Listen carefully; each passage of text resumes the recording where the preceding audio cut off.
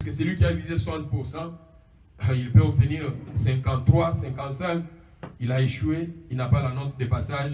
Ici, peut-être ailleurs, il va avoir son diplôme d'État. Mais ici, il ne va pas avoir son diplôme d'études secondaires parce qu'il n'a pas atteint la note de 60%.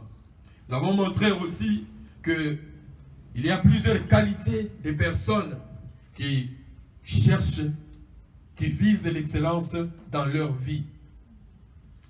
Nous avons donné 2 exemples. Le cas de notre aîné dans la foi. Le cas de la personne que vous connaissez très bien, que beaucoup de gens cherchent à imiter aujourd'hui, Élisée. Quand Élie lui pose la question de savoir qu'est-ce que tu veux que je te donne maintenant que je vais être enlevé, il va demander quelque chose. Il dit, donne-moi le double de l'onction qui est sur toi. Parce que cet homme, il a fait son état des lieux. Il a fait son état des lieux, il s'est examiné. Il a trouvé qu'il lui manquait quelque chose. Et pour la mission qui lui a été donnée, il lui faut cette chose-là. Il a visé l'excellence en demandant le double. Peut-être que toi et moi, nous aurions demandé seulement, donne-moi l'onction qui est sur toi. Mais il a demandé le double de l'onction qui était sur Élie. Nous avons vu aussi un autre cas pour illustrer, c'est Salomon, un jeune homme qui y est promis roi du peuple de Dieu. Et cet homme regarde sa jeunesse, il regarde son manque d'expérience. Quand Dieu lui dit, qu'est-ce que ton cœur désire, demande-le et je vais te le donner. Il dit, donne-moi la sagesse. Il a demandé ce qui était plus excellent pour lui. Et Dieu lui a donné cette sagesse. Et au-delà de la sagesse, Dieu lui a donné encore plus de richesses et autres. Donc le premier sous-point que nous avons vu que les personnes qui visent l'excellence et qui veulent vivre aussi l'excellence, la première chose à faire, ou bien une des qualités qu'ils doivent avoir, c'est cette conviction-là de connaître qui ils sont ou qui elles sont, qu'est-ce qu'elles ont ou qu'est-ce qu'elles ont, qu'est-ce qu'ils n'ont pas. Donc, il doit être capable de faire notre état des lieux. Quelqu'un peut dire l'état des lieux. Car c'est après avoir fait l'état des lieux que je peux maintenant me rendre compte que la situation dans laquelle je me trouve n'est pas une bonne situation et je dois chercher maintenant la meilleure situation. C'est ça l'excellence. Et j'avais dit encore dimanche passé que l'excellence, personne ne peut l'atteindre dans la vie. La perfection, personne ne peut l'atteindre dans la vie. Mais nous devons chercher à arriver. Nous devons nous approcher de cette excellence-là. Nous devons nous approcher de cette perfection-là. Nous devons faire des efforts. Quelqu'un peut dire des efforts. Des efforts. Ça, c'était ce que nous avons vu dimanche passé, le premier sous-point.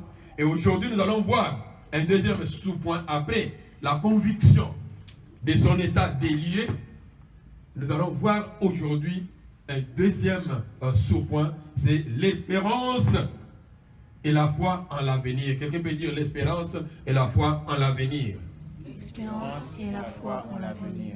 Lorsque je parle de l'espérance, de la foi en l'avenir, j'aimerais que chacun de nous retienne cet élément très important, que le concept de l'espérance est lié à 3 choses que je vais énumérer maintenant.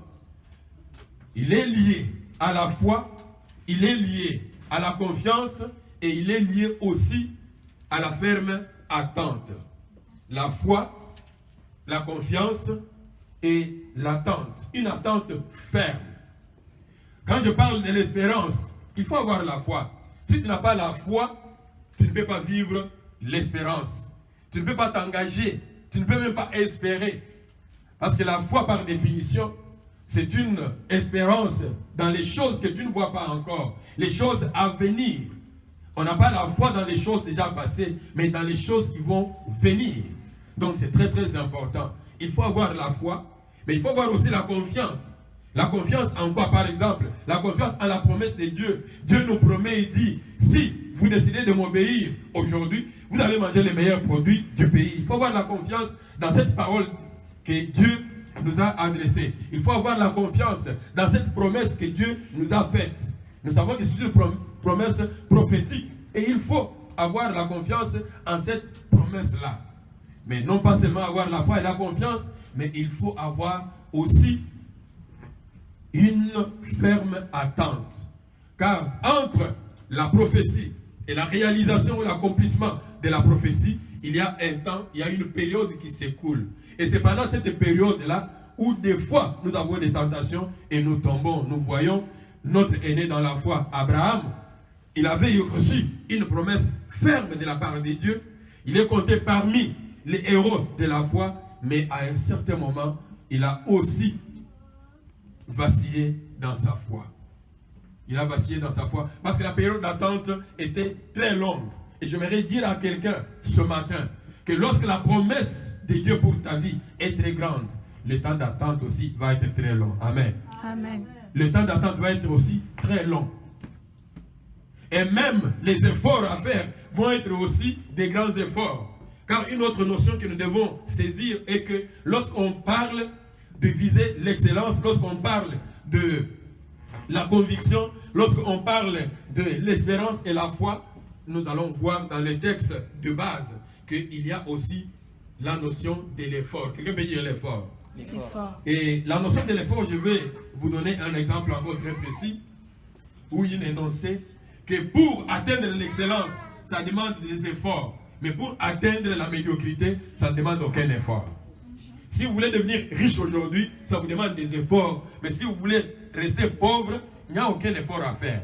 Ce matin, pour venir ici, chacun de nous a fait des efforts. Vous êtes d'accord avec moi? Mais celui qui est resté à la maison, quel est l'effort qu'il a fait pour rester à la maison? Il n'y a pas d'effort. Amen. Si vous voulez vous lever aujourd'hui pour aller au travail, il y a des efforts que vous devez faire. Mais si vous voulez rester à la maison, ne pas aller au travail, vous n'avez aucun effort à faire. Si vous voulez réussir aux études, vous avez des efforts à faire. Vous avez des sacrifices à consentir. Mais si vous voulez échouer, vous n'avez aucun effort à faire. Donc l'échec ne demande pas des efforts. Mais la réussite demande des efforts. Amen. Amen. Bien que même on peut échouer après avoir fait des efforts, c'est encore une bonne chose. Parce qu'au moins tu as fait des efforts. Mais ne tombe pas dans l'échec parce que tu n'as fait aucun effort. Ça c'est très important. Les textes, notre texte de base, j'aimerais qu'on nous donne ce texte Philippiens, chapitre 3, versets 12 à 15. Nous allons le relire encore. Philippiens, chapitre 3, versets 12 à 15. Si le texte n'est pas prêt, je vais lire celui qui est devant moi. L'apôtre Paul, qui écrit cette épître aux chrétiens, aux fidèles de Philippe, il dit ceci, le texte est là. Ce n'est pas que j'ai déjà remporté le prix ou que j'ai déjà atteint la perfection, mais j'ai cours pour tâcher de le saisir, puisque moi aussi j'ai été saisi par Jésus-Christ. Revenons encore sur ce texte, parce qu'il y a des mots que j'aimerais qu'on retienne. Nous l'avons dit dimanche passé, l'apôtre Paul fait une déclaration sûre. Il dit, ce n'est pas que j'ai déjà remporté le prix, ou que j'ai déjà atteint la perfection. Aucune personne au milieu de nous ici ne peut dire que j'ai déjà atteint le prix pour mon salut. Personne ne peut dire que j'ai atteint la perfection. Jour après jour, toi et moi, nous sommes en train de tendre vers la perfection. Nous sommes en train de tendre vers notre but qui est le salut en Jésus-Christ. Amen. Et il dit ici, qu'est-ce qu'il fait? Je cours. C'est-à-dire qu'il y a un exercice. Il y a un engagement. Ton engagement, mon engagement, c'est de courir jour après jour. Nous allons continuer. Le verset 13, il dit, frère, je ne pense pas l'avoir saisi. Donc il insiste encore. Mais je fais une chose, oubliant ce qui est en arrière et me portant vers ce qui est en avant. Mon frère, ma soeur, ce qui nous empêche parfois d'avancer, c'est le passé. Je vais revenir sur le passé. Ce qui nous empêche parfois d'avancer, parce qu'on parle ici de ce qui est en arrière. En arrière de nous, il y a le passé. Chacun de nous ici a un passé, qui peut être bon ou mauvais, mais c'est le passé. Et je vous dis ce matin, mon frère, ma soeur, que le passé, tu ne peux plus le changer. Tu ne peux plus le modifier. Mais le présent et le futur, c'est ce qui est important pour toi. Parce que c'est là où tu dois maintenant faire tes efforts. L'apôtre Paul n'a pas dit « je courais ». Il dit « je cours ». Je cours, c'est aujourd'hui. Et demain, je vais courir encore. Je prie aujourd'hui, demain, je vais prier encore. Hier, je ne sais pas ce qui s'est passé. Si j'avais prié ou je n'avais pas prié. Mais aujourd'hui, qu'est-ce que je dois faire? Demain, qu'est-ce que je dois faire? On continue avec le texte. Oubliant ce qui est derrière, je cours toujours pour remporter le prix de la vocation céleste de Dieu en Jésus-Christ. Tout ce que nous faisons aujourd'hui, mon frère, ma soeur, nous venons à l'église, nous prions, nous faisons tout ce que nous faisons. Le but, c'est la vocation céleste. Le but, c'est le salut en Jésus-Christ. Ne perdons pas beaucoup de temps, ne perdons pas cela à l'esprit. Que ce que je fais, c'est pour mon salut. Et retenez encore une chose, vous le savez, je vous rappelle tout simplement que le salut est personnel. Amen. Amen. Ce n'est pas parce que je suis fils de, ou bien enfant de, je suis de telle descendance que je vais être sauvé, mais je vais être sauvé parce que moi-même j'ai pris la résolution d'accepter Jésus comme mon Seigneur et Sauveur. Et j'ai pris aussi la résolution de suivre les règles que lui-même a établies. Amen. Amen. Quand l'apôtre Paul dit que je cours, il fait une allusion ici à, il illustre avec, comme ce qui se passe ces derniers jours en Corée du Sud, nous sommes en train de suivre les Jeux olympiques. Et l'apôtre Paul utilise ce moyen, il fait cette illustration pour montrer que la vie chrétienne est une course comme une course olympique. Une course olympique, chacun est en train de faire des efforts, chacun est en train de courir pour atteindre un objectif. L'objectif, c'est monter sur le podium. Amen. Amen. Monter sur le podium. Il y en a qui il va viser médaille d'or, mais s'il manque le médaille d'or, il peut avoir même le médaille d'argent. S'il manque le médaille d'argent, il peut avoir le médaille de bronze. Amen. Amen. Mais s'il y va déjà en visant le médaille de bronze, il est fort probable que s'il manque la médaille de bronze, il tombe directement sur sa médaille. Amen. Amen. Et c'est très très important. C'est pourquoi l'apôtre Paul, parlant toujours de cette course, nous devons savoir qu'il y a des règles. Quelqu'un peut dire des règles. Les règles. Il y a des règles que nous devons observer, que nous devons respecter. Je vais vous donner 2 illustrations de ce que vous avez déjà entendu, soit pendant cette semaine ou la semaine dernière. Aux Jeux olympiques de Corée du Sud, il y a eu une sud-coréenne, une athlète qui avait déjà gagné la médaille de bronze, c'est-à-dire qu'elle était en 3e position. Il y avait une Canadienne qui était en 4e position. Vous connaissez ce qui s'est passé? La sud-coréenne, consciemment ou inconsciemment, je n'ai pas bien suivi, mais je sais que il y a eu une règle qui n'a pas été bien respectée. Elle aurait accroché quelqu'un d'autre dans la course, et à cause de ce manque d'observation de la règle, elle a perdu sa place, et c'est celle qui était en 4e position qui est montée maintenant en 3e position et qui a eu la médaille de bronze qui est montée sur le podium. Elle a manqué. Amen. Amen. Et je suis en train de dire à quelqu'un ce matin que tu peux manquer la couronne de victoire tout simplement parce que tu n'as pas respecté les règles. Notre Dieu, c'est un Dieu qui a établi des règles.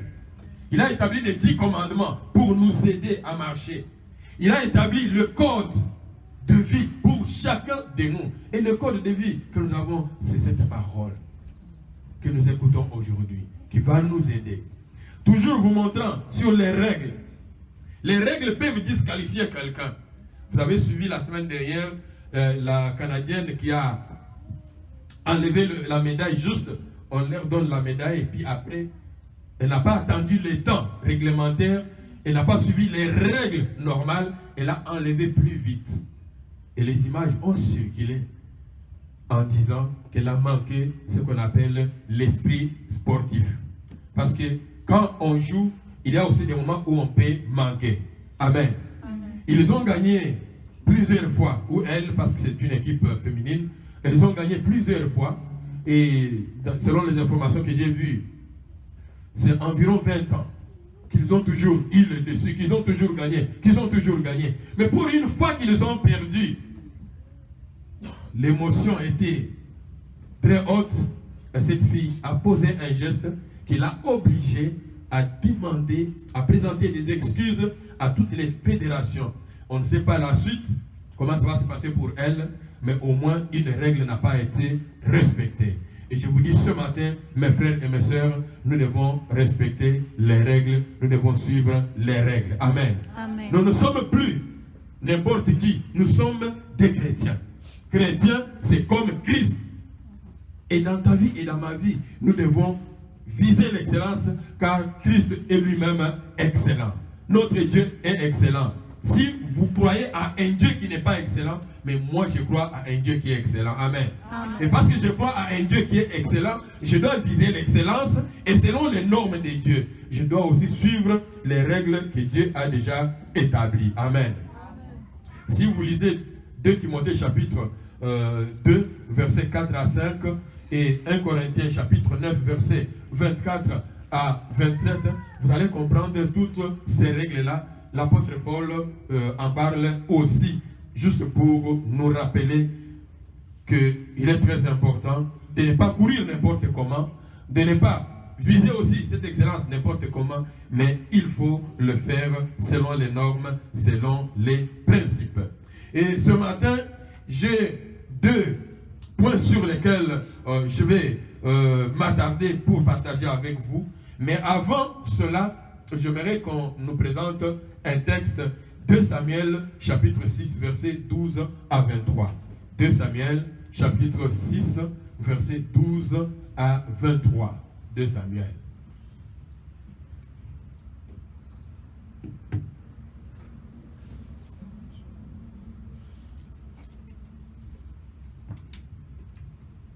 Le texte dit ceci.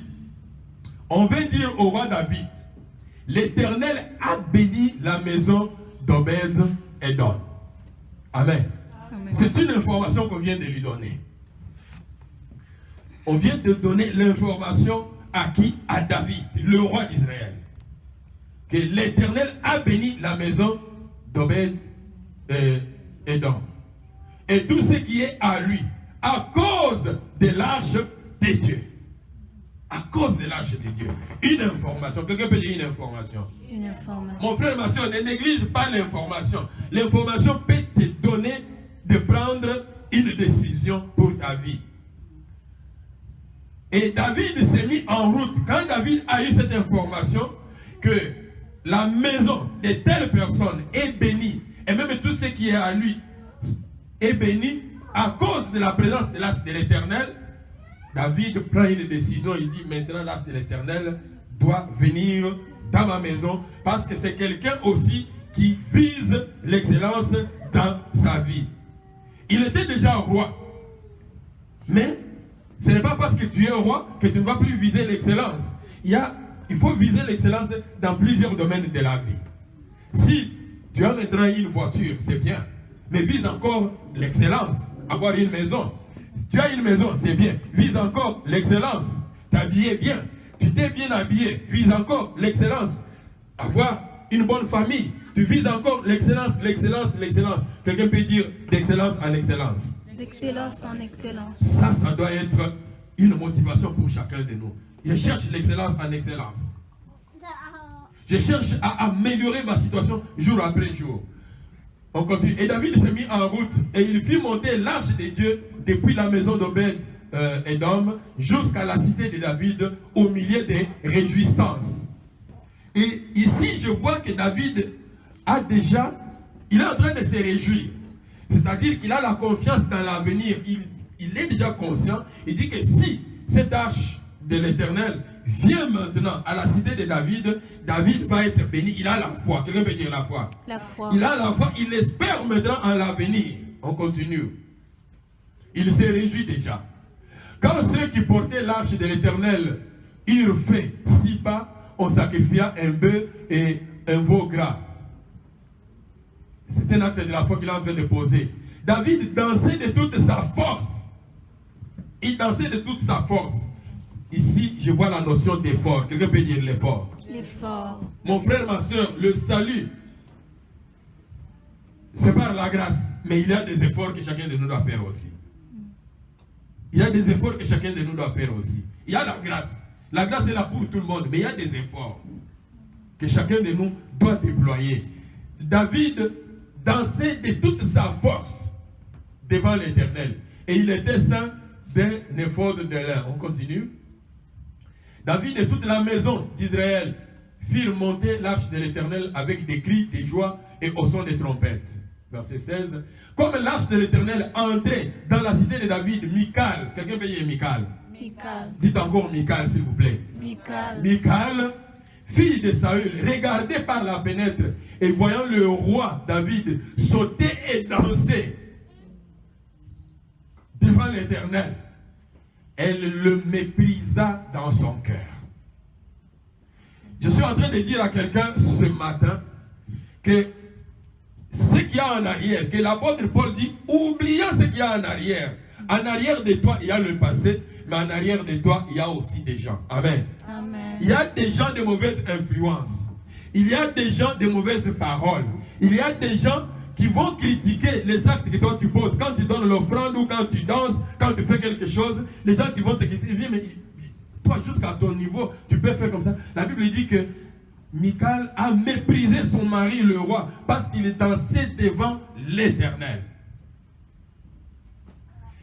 Seulement cette attitude ici a des conséquences. Quelqu'un peut dire les conséquences? Les conséquences. Une attitude qui a des conséquences, nous verrons ces conséquences un peu plus loin. On avance. Après qu'on ait amené l'arche de l'Éternel, on l'a mis à sa place au milieu de la tente que David avait dressée pour elle. Et David offrit devant l'Éternel des holocaustes et des sacrifices d'action de grâce. 18. Quand David y achevait d'offrir les holocaustes et les sacrifices d'action de grâce, il bénit le peuple au nom de l'Éternel des armées. Il a béni d'abord tout le peuple au nom de l'Éternel des armées. Continuons. Il dit, puis il distribua à tout le peuple et à toute la multitude d'Israël, hommes et femmes, à chacun un pain, une portion de viande et un gâteau de raisin. Et tout le peuple s'en alla, chacun dans sa maison. Et là maintenant, la chose très sérieuse arrive. David s'en retourna pour bénir sa maison. Quelqu'un peut dire ma maison. Quelqu'un peut dire ma maison. Quelqu'un peut dire notre maison. David retourna pour bénir sa maison. Et Michal, fille de Saül, sortit à sa rencontre et il dit, quel honneur aujourd'hui pour le roi d'Israël de s'être découvert aux yeux des servantes, de ses serviteurs, comme se découvrirait un homme de rien. Nous voyons ici Michal qui vient, il dit quel honneur. L'honneur dont il parle ici, ce n'est pas vraiment l'honneur dans le sens propre du mot honneur, mais il est en train de faire de l'humour. Amen. Il est en train de faire de l'humour. Il dit quel honneur pour le roi d'Israël. Un roi d'Israël qui doit se mettre à danser comme ça devant les servantes de ses serviteurs. Elle avait méprisé le roi. Mais elle ne voyait pas ou elle ne comprenait pas devant qui ce roi était en train de danser. Et en parlant ainsi devant le roi, nous allons continuer. Qu'est-ce qui se passe? David répondit à Michal. Et ça, c'est la réponse que toi, tu dois avoir. C'est la réponse que moi, je dois avoir. C'est ça, regardez en avant. Regardez ce qui est avant, ce qui est à venir, et non ce qui est en arrière. Il dit ceci. C'est devant l'Éternel qui m'a choisi de préférence à ton père et à toute ta maison pour m'établir chef sur le peuple de l'Éternel, sur Israël. C'est devant l'Éternel que j'ai dansé. Amen. C'est devant l'Éternel que j'ai dansé. Je n'ai pas dansé devant n'importe qui. J'ai dansé devant celui qui a fait que je sois ce que je suis aujourd'hui. Je ne sais pas qui a fait que tu sois ce que tu es aujourd'hui. Moi, je sais qui a fait ce que je suis aujourd'hui. Qui a fait de moi ce que je suis aujourd'hui. Et je dois servir ce Dieu-là. Amen. Qu'il pleuve, qu'il neige, je vais servir ce Dieu-là. que telle personne à gauche, telle personne à droite, telle personne derrière, telle personne devant, disent quoi que ce soit, mais moi je vais m'accrocher à ce Dieu-là parce que je le connais. Amen. Parce que je sais que ce Dieu-là, là où j'étais, comme David dit ici, là où j'étais, il m'a pris. Il a pris David là où il était, en train de paître les brebis pour le ramener jusqu'à s'asseoir sur le trône. Malgré que le parcours était très long, mais David a été assis sur le trône. Il sait qui il est en train d'adorer. Il sait qui il est en train de louer. Et j'aimerais que toi et moi, nous puissions être aussi conscients de cela, de savoir qui je loue, qui j'adore. Amen. Et voici, nous continuons le verset 22. Il dit, je vais paraître encore plus vil que cela. Il lui fait aussi de l'humour. Amen. Quelqu'un qui te fait de l'humour comme ça, fais-lui aussi de l'humour. Bon, tu m'as dit quel honneur. Oui, mais moi je vais te dire, je vais devenir encore plus vil. Parce que David avait compris que ce n'était pas l'honneur qu'il disait là, il disait autre chose. Il dit, je vais devenir encore plus vil que cela et m'abaisser à mes propres yeux. Néanmoins, je serai en honneur auprès des serviteurs dont tu parles. C'est-à-dire que David veut lui dire ceci, que je danse, que je ne danse pas, tes servantes là dont tu parles, parce que je suis déjà roi, elles vont toujours m'obéir. Elles sont toujours mes servantes. Amen. Amen. Donc rien ne changera. Mais moi, je vais chercher encore quelque chose de plus. Parce que quand je danse pour mon Dieu, quand je chante pour mon Dieu, je sais qu'il y a des bénédictions qui m'accompagnent. Amen. Amen. Et Michal a manqué une chose. Cette phrase qui vient là-bas, voilà, l'ennemi n'est pas content qu'on dise cela. Il dit ceci. Oui, l'ennemi n'est pas content parce que des choses comme ça, là, l'ennemi n'est pas content. Écoutez ce qu'il dit. Il dit ceci. Allons, le verset suivant. Or, Michal, fille de David, n'eut point d'enfant jusqu'au jour de sa mort. Et quand j'ai lu ce texte, j'analyse, je me dis tout simplement, si ce jour-là, Michal était descendue, en voyant son mari, le roi, en train de danser, elle aussi, elle vient, elle commence à danser, ce jour-là, sa stérilité serait arrêtée. Amen. Amen. Sa stérilité serait arrêtée, elle aurait eu des enfants. Mais la Bible dit ceci, or, Michal, fille de Saül, n'eut point d'enfant jusqu'au jour de sa mort. Conséquence. Une mauvaise conséquence de sa position. Mon frère, ma soeur, ce matin, je suis en train de dire, oublie ce qui est en arrière. En arrière de toi, il y a le passé.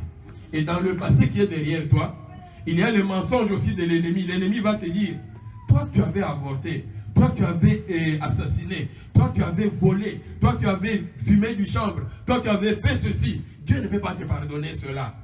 Et pourtant Dieu t'a déjà pardonné. Et tu restes dans une fausse culpabilité pour rien. Parce que le passé, ce qu'il fait, c'est quoi? Le passé nous juge, il nous condamne et il nous culpabilise. Et surtout faussement aussi. Amen. Amen. Donc faisons attention avec le passé. On ne peut plus le modifier. Mais regardons ce qui est devant nous. Qu'est-ce qui est devant toi? Qu'est-ce qui est devant moi? Il faut oublier le passé. Dis à quelqu'un qui est à côté de toi, oublie ce qui est en arrière. Oublie ce qui est en arrière. Dis-lui, focalise maintenant sur ce qui est en avant. Focalise maintenant sur ce qui est en avant. Il y a des exigences. Quand on dit oublier ce qui est en arrière, il y a des exigences. Les exigences pour oublier ce qui est en arrière, c'est le renoncement. Quelqu'un peut dire le renoncement. L'apôtre Paul qui parle ici, quand il nous dit oublier ce qui est en arrière de l'apôtre Paul, il était un haut cadre parmi les pharisiens. Il était un haut cadre. Il avait des privilèges, mais il a laissé tous ces privilèges-là pour devenir serviteur de Dieu, ambassadeur de la parole de Dieu. Amen. Il a laissé tout cela pour embrasser la prison même. Il a laissé tout cela pour accepter une vie où il est persécuté jour après jour à cause de la parole qu'il a annoncée. Et je peux te poser la question aujourd'hui. À quoi tu as renoncé? Pour dire vraiment que moi je suis en train de suivre Christ. Moi je crois en mon avenir. J'ai l'espérance en cela. Mais à quoi tu as renoncé? Pierre et ses collègues, ses compagnons, ils ont renoncé à leur filet. ils ont laissé. Lévi, percepteur d'impôts, collecteur d'impôts, il obtenait beaucoup d'argent là-dessus. Mais quand le Seigneur l'a appelé, il a renoncé à tout cela. À quoi toi tu as renoncé? Il y a des choses du passé auxquelles nous sommes attachés et nous avons des difficultés à nous détacher de ces choses-là. Mais comment nous pouvons avancer? Vous savez, quand on parle de la course, il y a des charges que nous mettons sur nous et qui nous empêchent d'avancer, qui nous empêchent de courir comme il faut et qui sont comme des blocages pour notre vie. Et ces choses-là, c'est quoi? Je vais prendre un exemple précis. Le manque du pardon. Quelqu'un peut dire le manque du pardon? Et je vous dis ce matin, mon frère, ma soeur, dans le passé, nous avons eu des critiques. Dans le passé, nous avons eu des personnes qui nous ont causé du tort. Dans le passé, nous avons eu des accrochages avec des gens. C'est normal. Cela peut arriver. Et cela arrive. Et ça pourra arriver encore. Mais oublie cela, mon frère, ma soeur. Libère toutes les personnes. Libère ces gens-là. Parce qu'aussi longtemps que tu as encore ces gens-là liés à ton cœur, c'est-à-dire que tu ne les as jamais abandonnés, ils sont toujours liés avec toi. Imagine-toi que tu as un lien avec quelqu'un parce qu'il t'avait injurié. Tu as un lien avec quelqu'un parce qu'il ne t'avait pas donné quelque chose que tu avais demandé ou il ne t'avait pas assisté quand tu avais deuil ou bien quand tu avais, je ne sais pas, tu avais mis au monde ou quelque chose comme ça. Tu as quelqu'un au travail, tu te retrouves avec plusieurs personnes avec qui tu as toujours des problèmes, mais tu n'as jamais pardonné tous ces gens-là. Quand tu veux avancer dans ta vie, sache qu'il y a une chose. Je vais demander à 4 personnes de venir ici, s'il vous plaît. 4 personnes.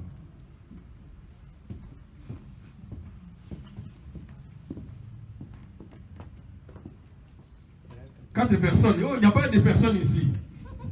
4 personnes. Ok. Maintenant, la 5e personne, c'est le pasteur Jean-Marc.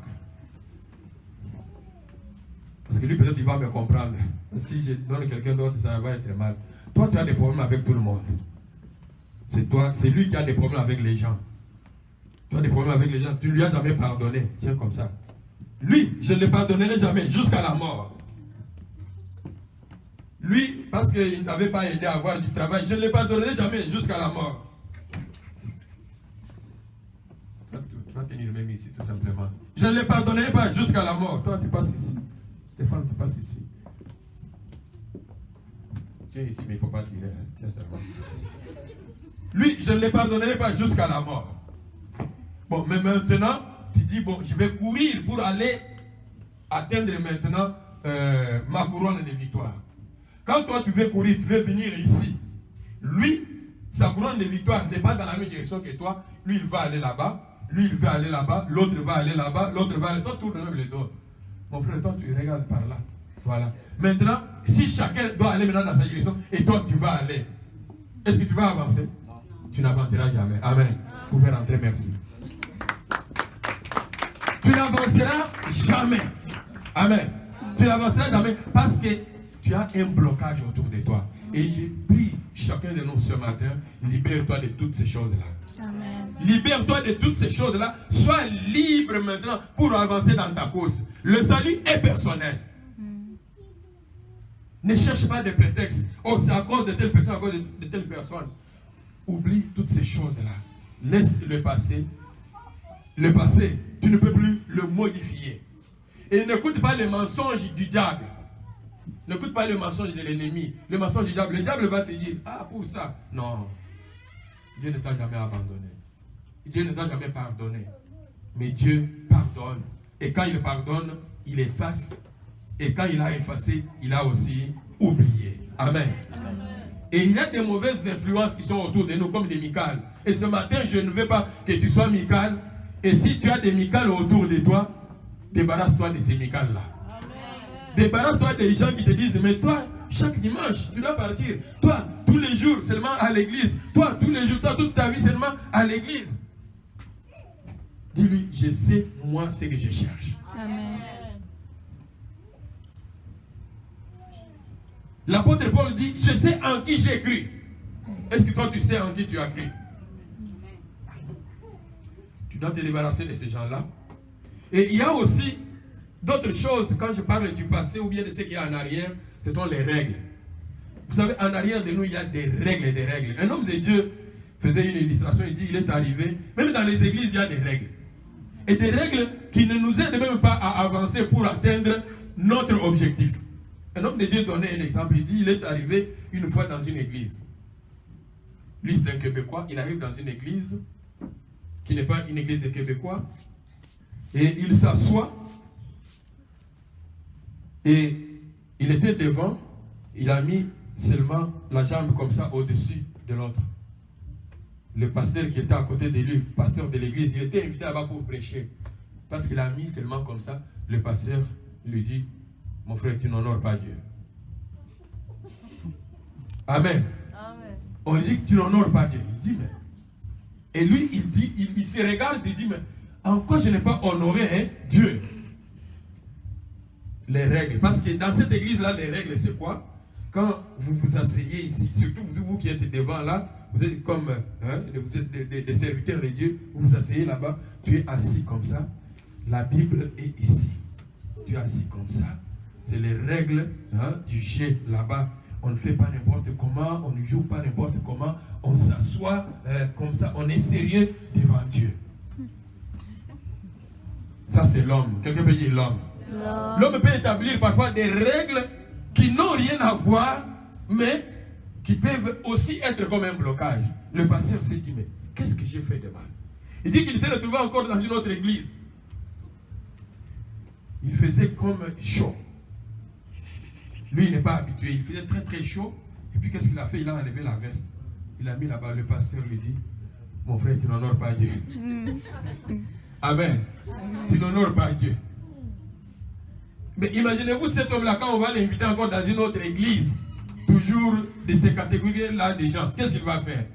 Avec toute l'onction qu'il a pour aller apporter la parole, il va se sentir toujours ici. Bon, quand je vais arriver là-bas, les règles. Mon frère, ma soeur, je vous dis, il y a des règles qui nous empêchent parfois d'atteindre notre vie d'excellence. Amen. Amen. Et je crois que cet homme-là, s'il n'est pas vraiment un homme affermi dans la foi, un serviteur de Dieu affermi dans la foi, quand il va se mettre debout pour prêcher, il commence d'abord à se culpabiliser.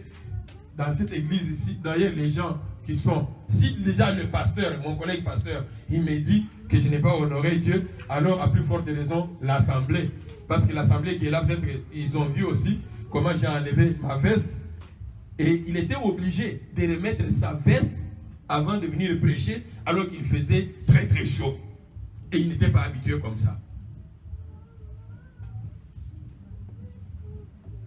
Soyons prudents avec les règles. Quelqu'un peut dire les règles? Soyons prudents avec les coutumes. Avec les coutumes. Dans nos coutumes, on a toujours fait comme ça. Dans nos coutumes, on a toujours fait comme ça. Mais qu'est-ce que la parole de Dieu dit? Il y a des choses qui sont aussi bonnes qu'on ne va pas refuser. Mais il faut toujours regarder tout cela par rapport à la parole de Dieu. Qu'est-ce que la parole de Dieu me dit? Si cela est conforme à la parole de Dieu, je vais de l'avant avec. Mais si ce n'est pas conforme à la parole de Dieu, je laisse tomber. Amen. Amen. Il y a beaucoup de spéculations sur certaines choses qui ne nous avancent même pas. La chose la plus importante pour chacun de nous ce matin, que je suis en train de nous rappeler, il faut vraiment oublier ce qui est en arrière. Je crois que plusieurs d'entre nous ici, vous avez regardé le film de cette jeune fille, Rachel Mwanza. Rachel Mwanza avait un passé. Si vous suivez ce film-là ou bien vous lisez la documentation, vous allez comprendre qu'elle avait une vie compliquée. Cette jeune fille de la rue, qui a été considérée comme une sorcière, chassée de la maison. Sa grand-mère, elle a finalement amené parfois dans l'église, on a fait des exorcismes là, qu'elle est sorcière alors qu'elle n'était même pas sorcière. On avait des choses, un passé impossible. Elle était dans la rue. Mais je suis en train de dire à quelqu'un ce matin, ton avenir est entre les mains de Dieu. Amen. Mon avenir est entre les mains de Dieu. Et ce que Dieu a déjà prévu, il y aura toujours des moyens pour que tu y arrives. Cette jeune fille, elle a eu une occasion. Alors qu'elle est enfant de la rue, il y a quelqu'un qui vient faire je crois que c'était un film, quelque chose comme ça, sur les enfants de la rue. On l'apprend, elle joue dans cet épisode-là avec les Belges, et puis ça passe. Et après cela, qu'est-ce qu'elle a fait? Si vous lisez bien, vous suivez, elle est retournée encore. Et pourtant, elle avait brillé là-bas, elle est retournée. Mais après cela, je l'avais déjà dit, j'avais même pas besoin de ça. Après cela, Dieu va donner encore une autre occasion parce que Dieu est un Dieu de seconde chance encore. Amen. Si tu as manqué une occasion aujourd'hui, sache bien que Dieu va te donner encore une autre occasion demain. Amen. Et cette fille, on lui a donné encore une autre occasion pour jouer maintenant dans un autre film où on parlait des enfants soldats. Elle a joué là-bas. Et cette fille-là, aujourd'hui, celle qui était rejetée par sa famille, parce qu'on l'avait considérée comme sorcière, celle qui était abandonnée par ses parents, parce que on parle de Rachel Mwanza, mais je vais faire un effort pour connaître un peu qui était son père, qui était sa mère, et qu'est-ce que son père et sa mère sont devenus, ou même aujourd'hui, qu'elle est devenue ce qu'elle est, qu'est-ce qui se passe maintenant. Ce sont des choses que nous devons regarder encore pour avoir une bonne documentation. Et je nous dis tout simplement ce matin que cette fille-là, un jour, la sorcière a marché sur le tapis rouge. Amen. Amen. La sorcière a marché sur le tapis rouge. La sorcière qui ne pouvait pas écrire, elle est entrée à l'école. Dieu a un avenir merveilleux pour chacun de nous. Amen. L'espérance en l'avenir et la foi en l'avenir exige de se focaliser sur aujourd'hui et demain et non sur hier. Ça, c'est une chose très importante que chacun de nous doit retenir encore. Il faut se focaliser sur aujourd'hui et demain et non sur ce qui est en arrière et non sur hier. Parce qu'aujourd'hui et demain, c'est là où tu dois faire des efforts, c'est là où tu dois travailler pour atteindre tes objectifs. Et ton objectif, mon objectif, c'est d'améliorer notre situation jour après jour et dans tous les domaines de notre vie. Ne laisse aucun domaine de ta vie où tu ne cherches pas, où tu ne fais pas des efforts pour avoir une bonne amélioration, pour atteindre ce que nous avons défini ici comme étant viser l'excellence. Amen. Amen. Il y a quelques éléments que je vais répéter encore ici. Je l'avais déjà dit, mais je vais entrer maintenant peut-être un peu en profondeur. Il y a des bénéfices. Il y a des bénéfices à abandonner ce qui est derrière nous et avoir l'espérance en l'avenir. Et je vais terminer avec ces quelques bénéfices lorsque nous avons l'espérance en l'avenir. Le premier bénéfice pour les gens qui ont l'espérance en l'avenir, c'est quoi? C'est que l'espérance en l'avenir renouvelle notre force. Amen. Amen. Si tu as l'espérance en l'avenir, tu vas renouveler encore tes forces. Comme David avait l'espérance que l'arche de l'Éternel dans la maison d'Obed-Édom, cet homme est béni. Quand l'arche de l'Éternel va entrer dans ma maison, je vais être aussi béni. Il avait la joie. Il a commencé à danser, il a commencé à chanter. Parce qu'il savait que la bénédiction va l'accompagner. Il attendait la bénédiction fermement. Et cette bénédiction-là n'a pas manqué. Il s'est réjoui. Ça renouvelle les forces. La Bible nous dit dans Ésaïe chapitre 40, verset 31, ceux qui comptent sur l'Éternel renouvellent leurs forces. Ils prennent leur envol comme des jeunes aigles sans se lasser. Ils courent, ils marchent et ils ne s'épuisent pas. Tu veux courir, tu vas aller plus loin. Et l'espérance en l'avenir.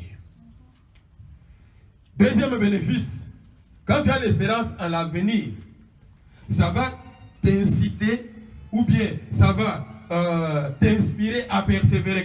Quelqu'un peut dire persévérer. Persévérer.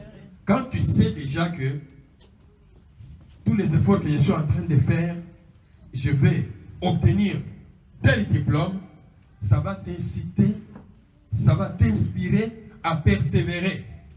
Même si aujourd'hui tu as échoué, mais tu dis, bon, j'ai échoué, je vais encore faire plus pour atteindre mon objectif. C'est un avantage. Ça te pousse à persévérer.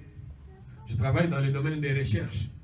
Ce qui nous pousse à persévérer, même il y a d'autres molécules sur lesquelles vous avez travaillé des années et des années, ça ne passe pas. Mais ce qui nous pousse à persévérer, c'est parce que nous savons que ce que nous faisons, un jour ou l'autre, nous tomberons sur une molécule qui va avoir une bonne formule. Et cette bonne formule-là, on va fabriquer un bon médicament et ce médicament va aider la population pour le bien-être. Amen. Amen. Donc, il faut persévérer. On ne peut pas persévérer quand vous ne savez même pas la finalité, c'est quoi. Mais toi et moi, nous savons notre finalité. Nous cherchons quoi? Le salut en Jésus-Christ. Parce que nous cherchons le salut en Jésus-Christ, nous devons persévérer.